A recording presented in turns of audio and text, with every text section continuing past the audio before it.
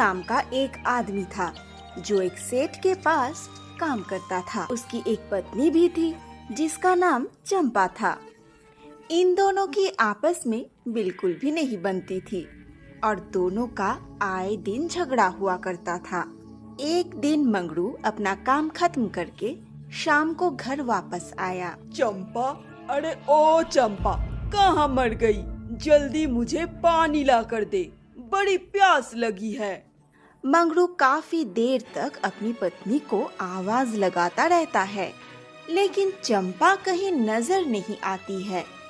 तभी चंपा बाजार से शॉपिंग करके घर आती है और उसे देखकर मंगरू का खून खौल जाता है और वो बोलता है, पागल औरत, तेरा दिमाग खराब है क्या?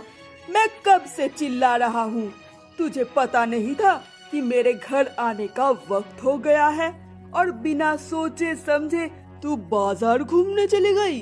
ज्यादा चिल्लाओ मत, लग रहा है जैसे कहीं के तुम लॉर्ड साहब हो जो तुम्हारे आने पर मैं दरवाजे पर पलके बिछाए बैठी रहूं। मैं बहुत थक गई हूँ, अब गर्मा गर्म कुछ भी नहीं मिल पाएगा।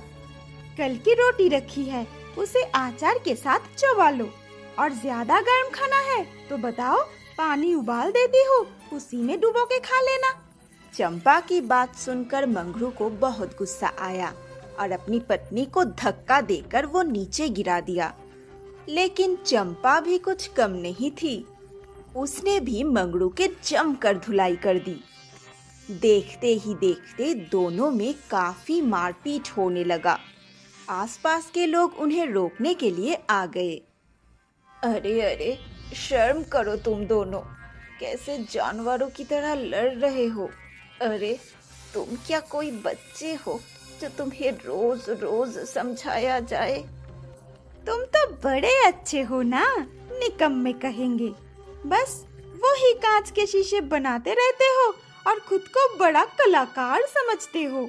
देख, तू मेरे काम पर मत जा, वरना अच्छा नहीं होगा। मेरा काम मेरे लिए सब कुछ है। अरे अब बस भी करो, फिर वही तू मैं करने लगे तुम दोनों। पुलिस का नाम सुनकर मंगरू और चंपा डर गए और चुपचाप अपने घर के अंदर चले गए। उनके जाते ही बाकी पड़ोसी भी चले गए। दोनों अक्सर इसी तरह आपस में लड़ते रहते थे और आस पड़ोस के लोग भी उनसे काफी परेशान रहते थे। एक दिन मंगरू अपनी दुकान पर काम कर रहा था कि तभी उसे कुछ सामान की जरूरत पड़ी। ओहो, अब इस सामान के बिना मैं अच्छे से कांच को तराश नहीं पाऊंगा। लगता है मुझे बाजार जाकर इसे तुरंत लेकर आना पड़ेगा। मंगरू तुरंत बाजार चला जाता है और वहाँ पर चंपा दिखाई देती है। अरे, ये कलमोही आज फिर बाजार की सैर करने आ गई। इसके पास कोई काम धंधा तो है नहीं, बस जब देखो तब बाजार में घूमती रहती है। मंगरू अपनी पत्नी की तरफ बढ़ ही रहा था कि तभी चंपा के पास सोने चांदी की दुकान का मालिक लल्लू सेठ आ जाता है और चंपा उससे हंस हंस के बातें करने लगती है। ये सब देखकर मंगरू का खून खौल जाता है। ये बात है, इसीलिए बाजार के इतने चक्कर काटे जा रहे थे। ये चंपा रोज रोज इस लल्लू सेठ से मिलने के लिए बाजार आती है। मंगरू चंपा और लल्लू सेठ के थोड़ा नजदीक जाता है और छुपकर उनकी बातें सुनने लगता है। अरे शादी तो मैं तुमसे आज ही कर लूं, लेकिन क्या करूं? मेरा वो मनहूस पति है ना, मुझे तलाक ही नहीं देता। उसके पास ये जो दुकान है ना, ये मेरे बाबा ने उसे दहेज में दी थी और अगर उसने मुझे छोड़ा तो उसे ये दुकान भी वापस करनी पड़ेगी। इसीलिए वो कुछ नहीं कर रहा है, जबकि मैंने तो उसकी नाक में दम कर रखा है। अरे तो जाने दो ना, उस सड़ी सी दुकान को उससे मिलती है तो मिलने दो, इसी बहाने तुम्हें तलाक तो मिल जाएगा ना। अरे ऐसे कैसे? मैं उस मनहूस को कुछ भी नहीं लेने दूंगी। इसके बाद लल्लू अपनी दुकान में चला जाता है और चंपा वापस घर के लिए निकल जाती है। ओहो, क्या बात है, यहाँ तो शादी के चर्चे चल रहे हैं। ठीक है, अब तुम लोग देखो कि मैं क्या करता हूँ। तुम दोनों का बिना शादी के ऐसा बैंड बजाऊंगा कि तुम मुझे हमेशा याद रखोगे। मंगरू गुस्से में वापस दुकान पर चला जाता है। कुछ देर सोचने के बाद उसके दिमाग में एक विचार आता है और बाजार से एक कांच का बक्सा ले आता है। तभी मंगरू के पास की दुकान वाला गोलू आता है। अरे मंगरू भैया, ये क्या? ये तो काफी बड़ा बक्सा है। आज से पहले आपने कभी इतना बड़ा ढांचा नहीं लेकर आए। ये तो इतना बड़ा है कि इसमें एक इंसान अंदर आ जाएगा। बस यही समझो गोलू भाई। गोलू मंगरू की बात समझ नहीं पाया, लेकिन वो घबरा गया और वापस अपनी दुकान पर चला गया। और इधर मंगरू भी अपना काम खत्म करके अपने घर गया। तब उसने देखा कि उसकी पत्नी खाना बना रही थी। मौका पाकर मंगरू ने चंपा के खाने में नींद की गोलियां मिला दी। अब रात काफी हो गई थी और चंपा पे नींद की गोलियों का असर भी हो गया था।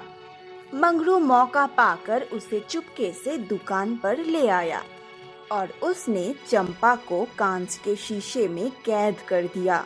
थोड़ी देर बाद चंपा को होश आता है और वो खुद को कांच के शीशे में कैद पाती है।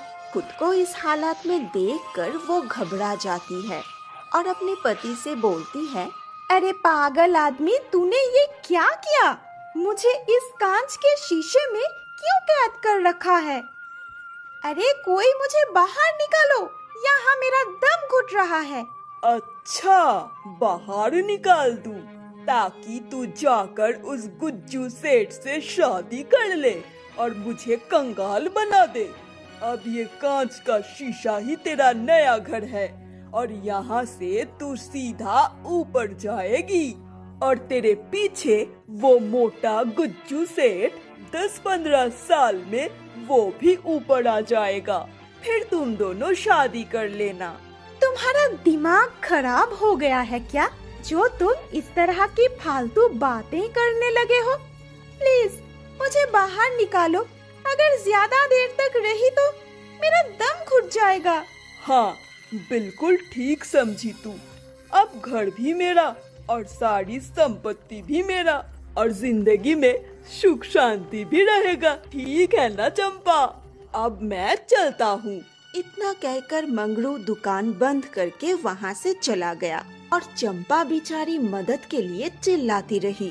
रात काफी हो गई थी, इसलिए आसपास कोई भी नहीं था जो चंपा की आवाज सुनकर उसकी मदद कर सके। थोड़ी देर के बाद चंपा का दम घुटने से उसकी मौत हो गई और वो एक चुड़ैल में बदल गई। लेकिन चंपा अभी भी कांच के शीशे में ही कैद थी। एक बार ये मंगरू मेरे हाथ आ जाए, फिर इससे मसल कर रख दूंगी। इसकी वजह से मैं चुड़ैल बन गई और मेरे सारे सपनों पे पानी फेर दिया। कई दिन बीत जाते हैं, लेकिन मंगरू दुकान पर नहीं आ रहा था। अगली रात को शीशे में कैद चुड़ैल जोर जोर से चिल्ला रही थी। पास की दुकान वाला गोलू अपनी दुकान बंद करके घर जा रहा था। तभी उसको चुड़ैल की आवाज सुनाई दी। अरे ये कैसी आवाज है? ये तो मंगरू भाई की दुकान से आ रही है और तो और बड़ी डरावनी आवाजें हैं। क्या करूं, जाकर देखूं या नहीं? गोलू अपने मन को समझा नहीं पाया और धीरे से मंगरू की दुकान के पास चला गया।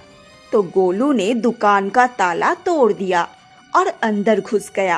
अंदर जाते ही उसने शीशे में कैद चुड़ैल को देखा और डर के मारे कांपने लगा। गोलू भैया, मुझे बचाओ, गोलू भैया। अरे चुड़ैल, मैं कोई तेरा भैया नहीं हूँ। पर एक मिनट, मुझे कैसे पता कि मेरा नाम गोलू है? गोलू भैया, क्योंकि मैं चंपा हूँ गोलू भैया। क्या चंपा भाभी, आप चुड़ैल बन गई? लेकिन वो मंगरू तो कह रहा था कि तू घर से सारे गहने जेवर और पैसे लेकर कहीं भाग गई है। गोलू की बात सुनकर चंपा चुड़ैल को बहुत गुस्सा आया। ये सब झूठ है, उस पागल आदमी ने मुझे इस कांच के शीशे में कैद कर दिया है ताकि मैं तड़प तड़प कर मर जाऊं और वो मुझसे छुटकारा पा सके। सारे गांव में वो झूठी अफवाहें फैला रहा है। मुझे इस शीशे से आजाद कर दो ताकि मैं उससे बदला ले सकूं। गोलू चुड़ैल को शीशे से बाहर निकाल देता है और चुड़ैल सीधा भीमा को ढूंढने निकल जाती है। जैसे ही चंपा चुड़ैल घर पहुंचती है तो वो देखती है कि मंगरू घर पर नहीं था और वहाँ ताला लगा हुआ था।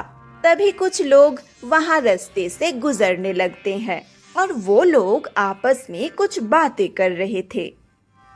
चुड़ैल ध्यान से उनकी बातें सुनने लगती है। ये सुनकर चंपा का गुस्सा बहुत ज्यादा बढ़ जाता है और वो उन दोनों का पीछा कर वहाँ पहुँच जाती है जहाँ मंगरू की शादी हो रही थी। चंपा चुड़ैल जल्दी से स्टेज के पास जाती है और भीमा का गला दबाने लगती है। क्यों बे मंगरू के बच्चे, मुझे मार कर अब तो दूसरी शादी कर रहा है। सिर्फ यही नहीं, पूरे गांव में तूने क्या खबर फैलाई कि मैं गहने लेकर भाग गई और मुझे मार कर अब तो दूसरी शादी कर रहा है। बचाओ बचाओ, कोई तो मुझे बचाओ। कोई भी मंगरू को बचाने नहीं आ रहा था, बल्कि उल्टा चुड़ैल को इतने गुस्से में देखकर सभी गांव वाले वहां से भाग जाते हैं। मंगरू अपनी जान की भीख मांग रहा था, लेकिन चुड़ैल उसकी एक नहीं सुनती है। थोड़ी ही देर में चंपा चुड़ैल उसका गला दबाकर मार देती है और मंगरू भी भूत में बदल जाता है और पूरी जिंदगी दोनों ऐसे ही आपस में लड़ते रहते हैं।